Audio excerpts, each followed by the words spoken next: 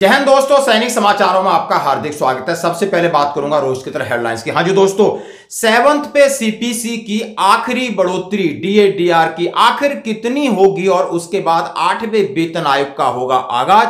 DA के नियमों में बदलाव की मांग, क्या उसके बाद डीए में भारी होगी उछाल, इसके ऊपर बात करेंगे। और कर्मचारियों की ग्रेच्युटी रोक दी है, नया नियम, नई अधिसूचना जारी की है कि आखिर यदि आप एक्स सर्विसमैन हैं, यदि कहीं आप जॉब करते हो तो आपको डीएससी में तो आपको ग्रेच्युटी नहीं मिलेगी। सरकार एक बार ही ग्रेच्युटी देना चाहती है। और मैं बात करूंगा, मिल गए लेफ्टिनेंट कर्नल साहब, बिल्कुल महार रेजिमेंटल सेंटर से गुम हो गए थे, आखिर 3 दिन बाद कहां मिले। बड़ी हैरान करने वाली बात है, जहां पुलिस परेशान है, परिवार परेशान है, फौज परेशान है, और वो आखिर में कहां पकड़े गए। और दोस्तों, सैनिकों ने निकाली नेतागिरी। हाँ जी, एक नेता की नेतागिरी और कान पकड़ के माफी मंगवाई, इसी को कहते हैं आपकी एकता की ताकत। और मैं बात करूंगा, जनरल पनाग साहब ने कहा है कि भारत और भारतीय सेना को तैयार रहना होगा, अगला युद्ध बहुत जल्दी होगा और वो भी एक नहीं 2 देशों के साथ लड़ना होगा। तो दोस्तों, खबरें करते विश्वास से सबसे पहले मैं आपके सामने एक तिरंगा यात्रा का भव्य दृश्य और उसके साथ गाना, जो उसके साथ एक गाना फिल्माया गया है, उसको भी मैं आपके साथ शेयर करना चाहता हूं। जैसे कि 22 अप्रैल 2025 के बाद जिस तरीके से ऑपरेशन सिंदूर हुआ, सिंदूर के बाद तिरंगा यात्रा, और वो किस तरीके से सफल हुई, और उसका एक आप झलक देख सकते।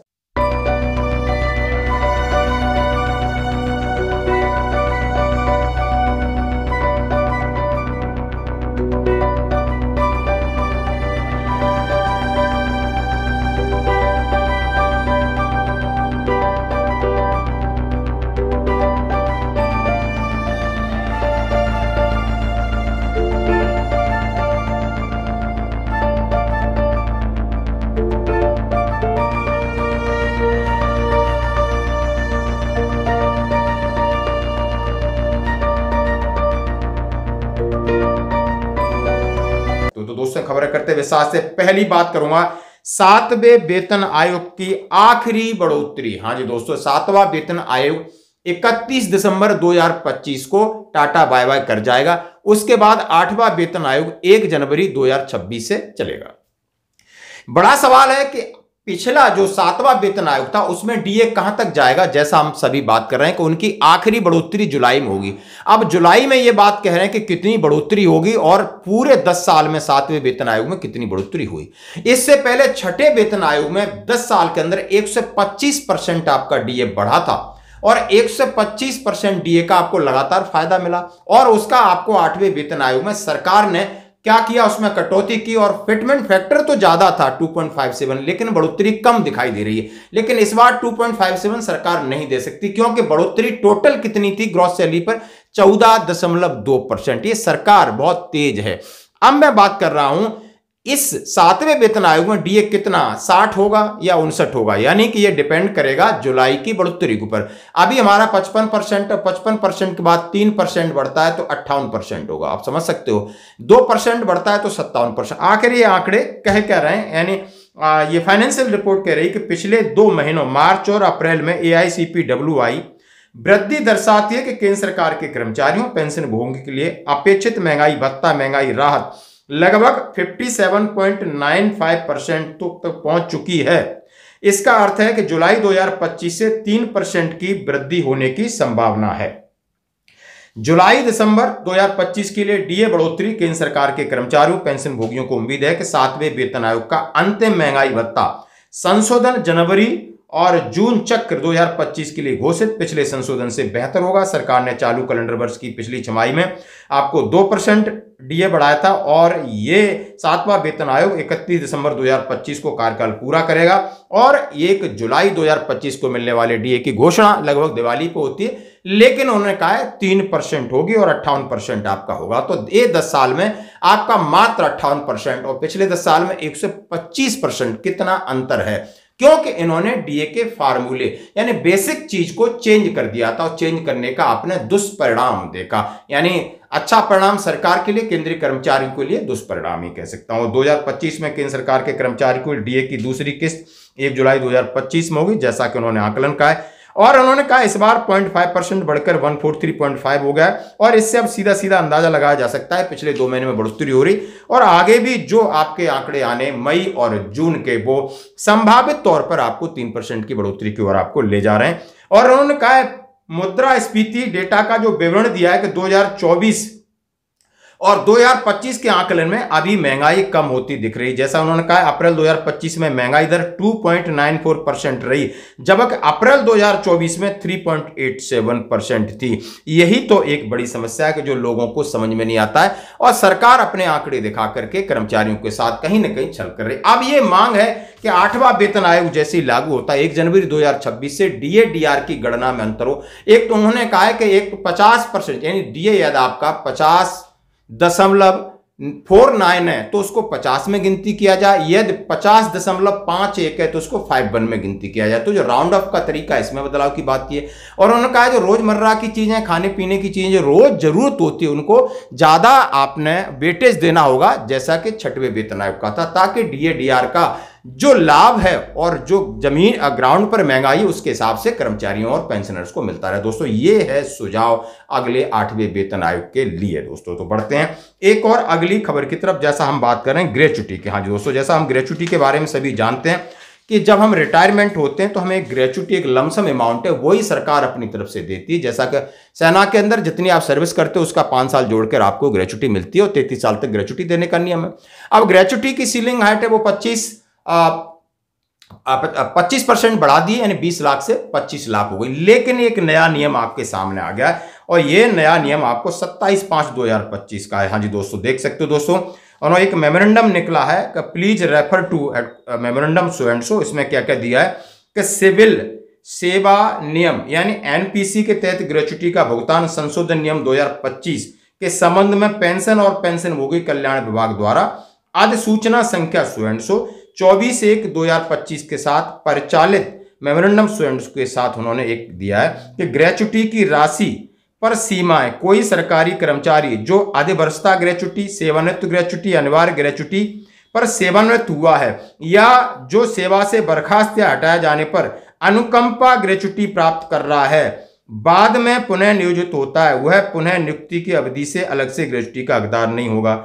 उन्होंने सीधा सीधा कहा है यदि आप किसी भी कंडीशन में रिटायर्ड होकर के ग्रेच्युटी लेते हो उसके बाद आप रीएम्प्लॉय हो जाते हो, shall not be entitled for, उन्होंने कहा है separate gratuity for the re-employment. उन्होंने कहा है कि आपके लिए सेपरेट ग्रेच्युटी का प्रावधान नहीं है, सीधा सीधा आप देख सकते हो। उन्होंने दूसरा कहा है उपरोक्त संशोधन के मद्देनजर पुनर्नियोजित पूर्व सैनिकों को रिटायरमेंट ग्रेच्युटी की स्वीकार्यता स्पष्ट नहीं है, जिसके लिए पेंशन एंड पेंशनभोगी कल्याण विभाग भारत सरकार से अपेक्षित स्पष्टीकरण मांगा जा रहा है। उन्होंने कहा यदि कोई भूतपूर्व सैनिक है ग्रेच्युटी एक बार लेके आ जाता है, दोबारा यदि उसके लिए ग्रेच्युटी मिलेगी नहीं मिलेगी, इसके लिए सेपरेट हम एक क्लैरिफिकेशन डिपार्टमेंट से ले रहे हैं। बाकी डिपार्टमेंट के लिए उन्होंने कहा है यदि आप लंबी नौकरी करके आते हो, दूसरी नौकरी 4-5 साल आप कहीं करते हो, 5 साल से ज्यादा करते हो, फिर आप ग्रेच्युटी के हकदार हो, आपको ग्रेच्युटी नहीं मिलेगी। अब पूर्व सैनिक हैं वो 30-35 साल की उम्र में आते हैं, उनके लिए क्लैरिफिकेशन के लिए कहा कि हमने स्पष्टीकरण मांगा है पेंशन एवं पेंशन कल्याण विभाग से।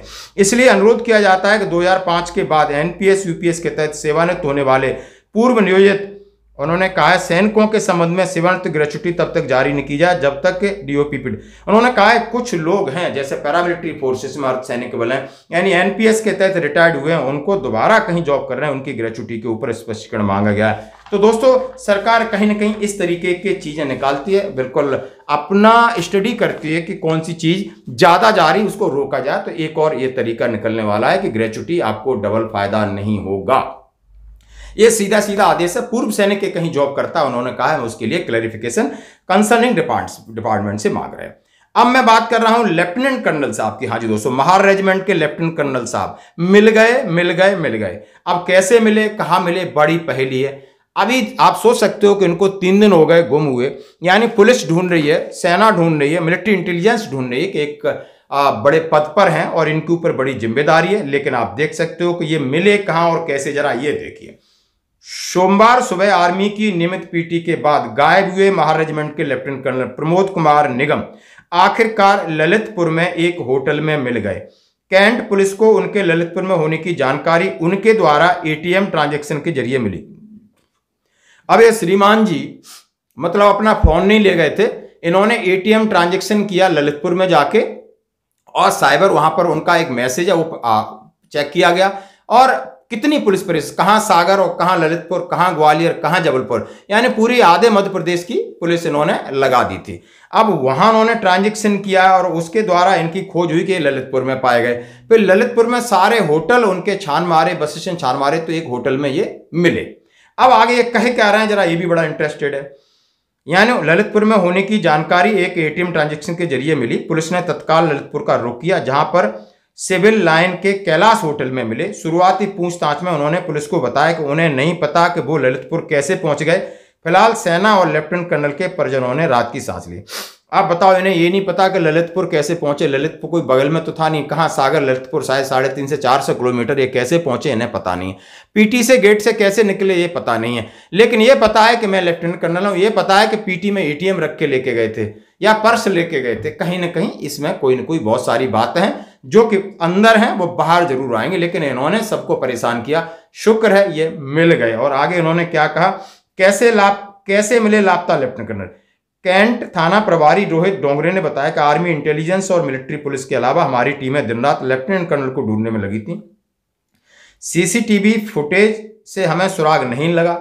दूसरी परेशानी यह थी कि लेफ्टिनेंट कर्नल अपना मोबाइल घर पर ही था, लेकिन उनकी लोकेशन पता करने में काफी दिक्कत आ रही थी। हमने एएसआई संजय बामनिया, एएसआई कैलाश राज, प्रधान आरक्षक विनोद विश्वकर्मा, आरक्षक आनंद खटीक, अमन स्वामी 5 सदस्यीय टीमें गठित की जो लगातार उनकी तलाश कर रही थी। सीसीटीवी मोबाइल से मदद न मिलने के कारण हमें कोई सुराग नहीं मिल पा रहा था, लेकिन गुमशुदा लेफ्टिनेंट कर्नल ने एटीएम ट्रांजैक्शन किया। हमें साइबर सेल की मदद से उनकी लोकेशन मिल गई। वो ललितपुर के होटल में कैलाश में रुके थे। शुरुआती पूछताछ में उन्होंने बताया कि उन्हें इसकी जानकारी नहीं कि ललितपुर कैसे पहुंच गए। सेना पुलिस ने राहत की सांस ली, बहुत अच्छी बात है। और महार रेजिमेंट लेफ्टिनेंट कर्नल लापता, आर्मी इंटेलिजेंस। अब आप समझ सकते हो कि ये है। अब आप मुझे इनकी मानसिक स्थिति पर ही संदेह हो रहा है, आपका क्या इरादा है, क्या आगे निकल के आएगा वो अलग बात है। धन्यवाद दोस्तों। तो बढ़ते हैं एक और अगली खबर की तरफ। सैनिकों ने निकाली नेतागिरी। जरा एक वीडियो में आपको दिखाना चाहता हूं। यह मध्य प्रदेश का है, राजगढ़ जिले के ब्यावरा तहसील है। उसमें पूर्व एक सैनिक था, वहां पर एक पार्षद है, यंग है, नेता है, बीजेपी का गमछा डाला है और उसको गाली गलौज करता है और उसके साथ अभद्र व्यवहार करता है। अब सैनिक क्या करे, इतने बड़े नेता के आगे, तो उसने क्या किया, अपने पूर्व सैनिकों को इकट्ठा किया और कम से कम 100-200 सैनिक जाकर के थाने में पहुंचते हैं, भारत माता की जय, वंदे मातरम, और सैनिक के साथ हुए अन्याय के लिए थाना प्रभारी से आवेदन देते हैं कि इसके खिलाफ आप एफआईआर दर्ज करिए और इसकी कार्रवाई करिए। राजगढ़ जिले के खिलचीपुर में एक पूर्व सैनिक के सम्मान से जुड़ा मामला गर्मा गया। भाजपा पार्षद संदीप शर्मा उर्फ काका पर फौजी पप्पू शर्मा से अभद्रता और धमकी देने के आरोप हैं। घटना के विरोध में गुरुवार को जिले भर के रिटायर्ड फौजी एकजुट होकर थाने पहुंचे और पार्षद के खिलाफ एफआईआर दर्ज की मांग की। हम विजिलेंस की टीम के साथ चेकिंग करके वहां से निकलकर जा रहे थे, तो इन्होंने मेरे साथ पर्सनली बदतमीजी करी थी, गाली गलौज दी थी, मुझे खिलचीपुर आने के लिए धमकी दी थी कि खिलचीपुर आना बुला दूंगा, और दादागिरी करी थी, अगर मैं गाड़ी में नहीं बैठता तो मेरे साथ मारपीट करने लग गया। इस बात को मैंने अपने भूतपूर्व सैनिकों को बताई। हमारे संगठन एक हुआ और आज हम इसलिए आवेदन देना आए थे इनके खिलाफ एफआईआर करने। बढ़ते दबाव के बीच पार्षद को थाने में सबके सामने हाथ जोड़कर माफी मांगनी पड़ी। सभी मेरे आर्मी के रिटायर्ड और आज भी देश की सेवा कर रहे हैं सभी मेरे जवानों को से माफी चाहता हूँ। परसों के दिन मेरे से भूलवश मेरे बड़े भाई शर्मा जी से शब्द कहा गए, मैं पुनः क्षमा। जब देखा कि कम से कम नेता की तो बेइज्जती होगी, भारतीय जनता पार्टी का कार्यकर्ता है, एक पार्षद है, और आनंद फानन में जब उसे पता चलता है तो थाने आता है और थाने में कान पकड़ के माफी मांगता है कि हम पूर्व सैनिक और जो सेवारत सैनिक हैं जो देश के लिए बलिदान देते हैं, मैं गलत शब्द अभद्र व्यवहार हुआ। इसको शायद अब पता चला है, पहले नहीं पता चला था कि ये देश की सेवा करते हैं, देश के बलिदान करते हैं और ये अपने रंग में रंगा हुआ। तो दोस्तों इससे बात ये निकल के आती है, यदि कहीं एक अकेला सैनिक होता तो कोई नहीं सुनता, कम से कम ये आपकी ताकत है। मैं बार बार कहता हूं, कौन से सैनिक संगठन, आप सैनिकों के साथ जुड़िए, अपने भाइयों के साथ जुड़िए, अपने भाइयों के साथ बैठिए।